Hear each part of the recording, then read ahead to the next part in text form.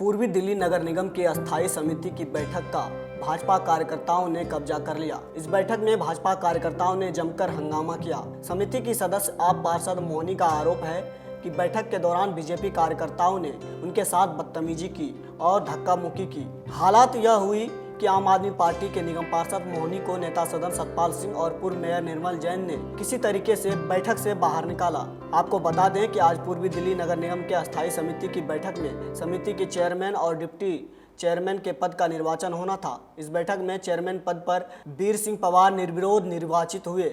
साथ ही उपाध्यक्ष के पद पर दीपक मल्होत्रा लगातार दूसरी बार निर्वाचित हुए। निर्वाचन के लिए बुलाई गई समिति की बैठक में सदस्यों के अलावा सैकड़ों की संख्या में भाजपा कार्यकर्ताओं को भी घुसने की इजाजत दे दी गई थी। पद संभालने के बाद जब वीर सिंह पवार ने बैठक को संबोधित किया, जिसका आप पार्षद मोहनी ने विरोध किया, जिस पर बैठक में आए बीजेपी के कार्यकर्ताओं ने नारेबाजी शुरू कर दी।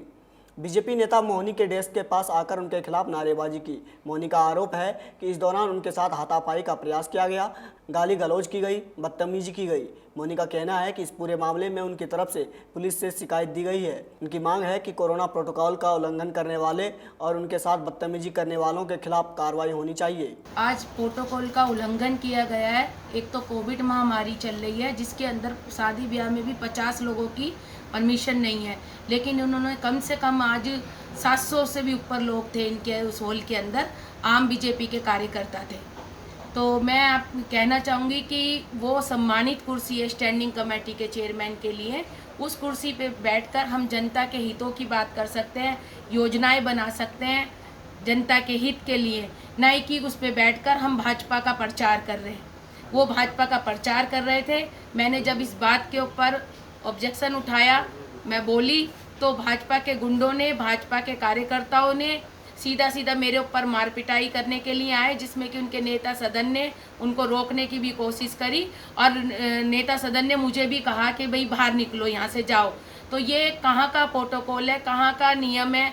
क्या लोकतंत्र में इसी तरह लोगों के साथ राजनीति की जाती है? या लोकतंत्र का यही फैसला है कि जिस तरह उन लोगों ने मेरे साथ में किया कि एक तरफ 700-800 लोग और एक तरफ सिंगल महिला मैं दलित समाज से आती हूँ, और उन लोगों ने मेरे साथ इस तरह की बदतमीजी की, गाली गुप्तार की। और जिस समय मैं बोलने के लिए खड़ी हुई तो उन्होंने बड़े ज़ोर ज़ोर से भारत माता की जय, बीजेपी के नारे, बीजेपी जिंदाबाद के नारे लगाते गए, जबकि वो जो हमारा सदन है वो सम्मानित जगह है। वहाँ किसी भी पार्टी के, किसी भी पॉलिटिक्स पार्टी के वहाँ के अंदर हम ना नारे लगा सकते हैं, ना हम किसी तरह की किसी भी पार्टी से संबंधित बात को कर सकते हैं।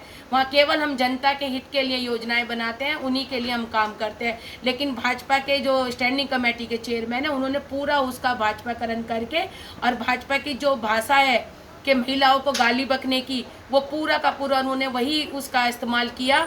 और मुझको इस तरह बदतमीजी से पेश आए वो कि गालियां भी बकी, मेरे लीडर को भी गालियां बकने लगे और मुझे भी गंदी गंदी गालियों से संबोधित किया उन लोगों ने। आखिर पुलिस को बुलानी क्यों पड़ी मैडम? पुलिस मैंने इसलिए बुलाई कि मुझे नहीं पता कि बाहर भाजपा के सारे लोग हैं, वो मैं यहाँ से निकलूँ, बाहर मेरे साथ कुछ भी मतभेद कर सकते हैं, कुछ भी बदतमीजी कर सकते हैं।